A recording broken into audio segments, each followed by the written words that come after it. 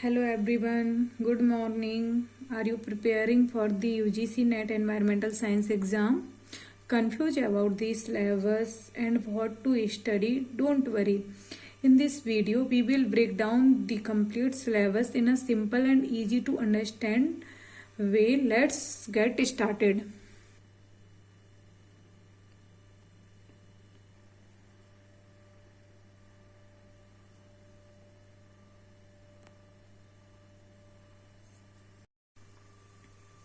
The UGC NET Environmental Science paper consists of two papers. Paper 1 is the general teaching and research aptitude, and second is the core subject, that is the other is environmental science. There are total 10 units. First one is the fundamental of the environmental science. Second one is the environmental chemistry. Third one is the environmental biology.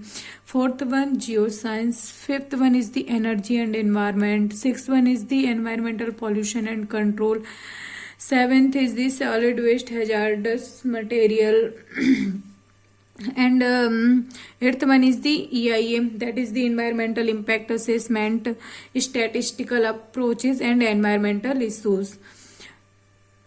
Unit 1 in-depth cover, that is the definition and principle of the fundamental of the environmental science. Structure हो गया, इसमें सारा complete हो जाएगा अपना.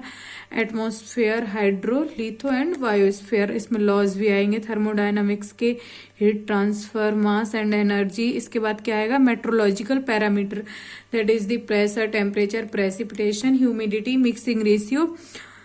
इसके बाद क्या आएगा? Interaction man and earth and environment, natural resource आ जाएगा. इसी में GIS एंड रिमोट सेंसिंग वाला part. And last one is the environmental education and awareness and environmental ethical approaches जो भी हैं. इसमें से सबसे ज्यादा इंपॉर्टेंट पार्ट है जो हमारा ये ऊपर वाला definition, structure, law, meteorological and interaction. इसके बाद GIS एंड रिमोट सेंसिंग से एक या दो ही क्वेश्चन आते हैं. अगर आप स्किप करना चाहें तो आप GIS को स्किप कर सकते हैं.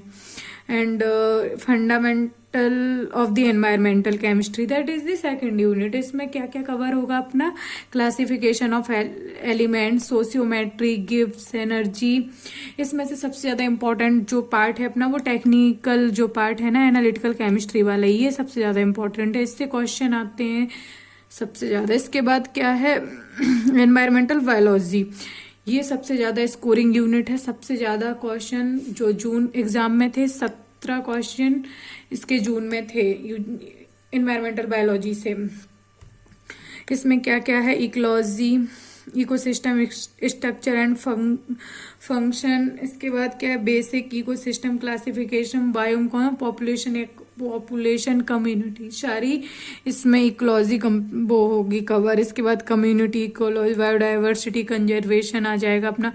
टॉक्सिकोलॉजी, एनवायरमेंटल टेक्नोलॉजी जितने भी हैं हमारे, बायोसेंसर, बायोरिएक्टर्स, बायोफ्यूल्स, सब इसमें कवर होगा. इसके बाद जो है एनवायरमेंटल जियोसाइंस, ये हमारा पूरा आता है रॉक एंड मिनरल वाला पार्ट इसमें.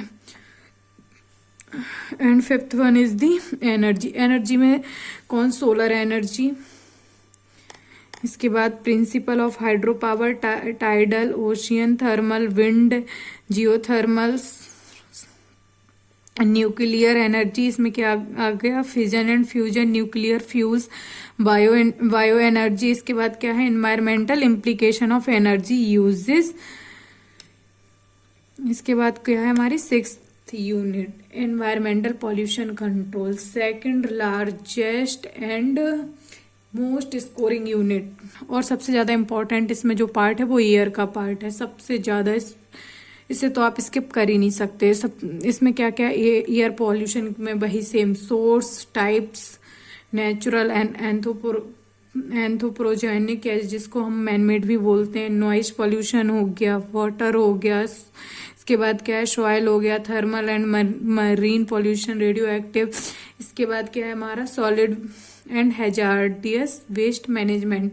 इसमें क्या है, solid waste type, source waste, characteristic, generation, solid waste collection, solid waste processing and recovery. Hazardous waste क्या होता है, E waste, fly ash, plastic waste. इसके बाद 8th यूनिट क्या है, ये EIA, ये भी इम्पोर्टेंट यूनिट है। मैं काफ़ी स्लो स्क्रॉल कर रही हूँ, अगर किसी को इसके स्क्रीनशॉट चाहिए हो तो वो इजीली वीडियो पॉज करके इसके स्क्रीनशॉट ले सकता है। इसके बाद हमारी 9th यूनिट क्या है, statistical approaches and modelling in the environmental sciences. एक कोर हमारा स्टैट्स का पार्ट है, यही हमारा पेपर 1 में जो रिसर्च का पार्ट है ये उसमें भी आता है और इसमें भी अपना कवर करता है। Attributes and variable, types of variable, scale of measurements, central tendency में मोड, मीडियन, ये सब कवर करेगा हमारा। Dispersion, standard error, momentum, Innova 1 का स्क्वाड टेस्ट, ये सब चीजें इसमें कवर हो जाएंगी। और जो लोड का वोल्टेरा मॉडल, लेजली मैट्रिक्स, ये सारे हमारे जो ग्रोथ मॉडल है ना, ये उसका पार्ट रहेंगे।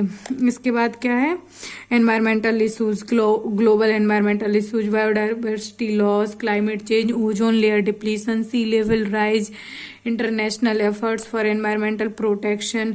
इसमें क्या आ जाएगा अपना, NAPCC। इसके बाद सोलर मिशन, इसके पूरे 8 मिशन है, ये सारे कंप्लीट होंगे। इसके बाद ग्रीन इंडिया नेशनल मिशन, ये सारा कुछ इसमें कवर हो जाएगा।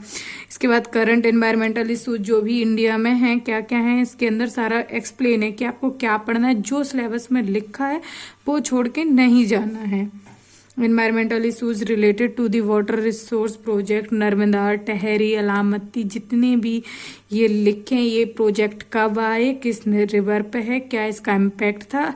इसके बाद जो हमारे फॉरेस्ट मूवमेंट्स हैं, ये सबसे ज़्यादा इम्पोर्टेंट है, ये यूनिट मोस्ट इम्पोर्टेंट।